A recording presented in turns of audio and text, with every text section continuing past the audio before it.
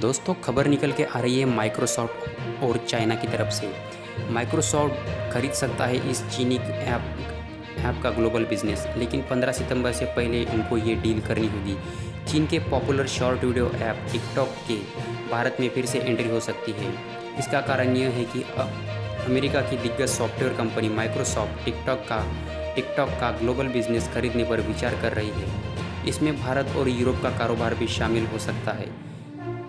इस मामले के वापिक सूत्रों के हवाले से फाइनेंशियल टाइम्स की एक रिपोर्ट में यह दावा किया गया है कि माइक्रोसॉफ्ट की बाइडांस से बातचीत चल रही है। टिकटॉक का कारोबार खरीदने को लेकर माइक्रोसॉफ्ट की इसकी पेरेंट कंपनी बाइटडांस से बातचीत चल रही है। हालांकि इस मामले से वाकिफ एक सूत्र के हवाले से रॉयटर्स का कहना है कि माइक्रोसॉफ्ट ने टिकटॉक का पूरा कारोबार खरीदने का प्रस्ताव नहीं दिया है। रॉयटर्स के मुताबिक माइक्रोसॉफ्ट टिकटॉक का नॉर्थ अमेरिका, ऑस्ट्रेलिया और न्यूजीलैंड का कारोबार खरीदने को लेकर मोल भाव कर रहा है। हालांकि अभी तक इस सौदे की कीमत का खुलासा नहीं हो पाया है।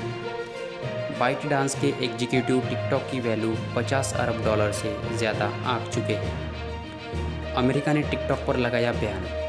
भारत के बाद अमेरिका ने इस चाइनीज ऐप टिकटॉक पर बैन कर दिया है, लेकिन राष्ट्रपति डोनाल्ड ट्रंप ने टिकटॉक की पेरेंट कंपनी बाइटडांस पर बैन के ऑर्डर पर गुरुवार को ही साइन कर दिया। इसके मुताबिक 45 दिन के बाद रोक लागू हो जाएगी। टिकटॉक के साथ चाइनीज ऐप वीचैट को भी बैन किया गया है। ट्रंप ने कहा है कि चाइनीज ऐप राष्ट्रीय सुरक्षा, विदेश नीति और अर्थव्यवस्था के लिए खतरा बने हुए हैं।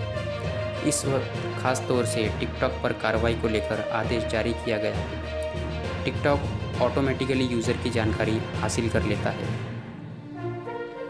माइक्रोसॉफ्ट के सीईओ सत्या नडेला ने राष्ट्रपति ट्रंप से मिलकर टिकटॉक के अमेरिकी कारोबार को खरीदने को लेकर बात चल रही है। माइक्रोसॉफ्ट और बाइटडांस को टिकटॉक के अमेरिकी कारोबार को लेकर 15 सितंबर से पहले यह सौदा करना होगा। यदि दोनों कंपनियां 15 सितंबर तक कोई भी सौदा करने में नाकाम रहती है तो इसके बाद टिकटॉक को अमेरिका में बैन कर दिया जाएगा। हालांकि माइक्रोसॉफ्ट ने साफ नहीं बताया गया है कि डील होगी तो वह यूज़र का डेटा सेफ्टी के लिए क्या करेगी। टिकटॉक के अमेरिका में करीब 30 मिलियन एक्टिव यूज़र है। इस साल अमेरिका में टिकटॉक की जॉब ग्रोथ 3 गुना रही है। जनवरी में 500 के मुकाबले अब अमेरिका में टिकटॉक 1400 कर्मचारी हो चुके हैं, यानी 1400 कर्मचारी हो गए हैं। भारत ने अब तक 106 चाइनीज़ ऐप बैन किए हैं।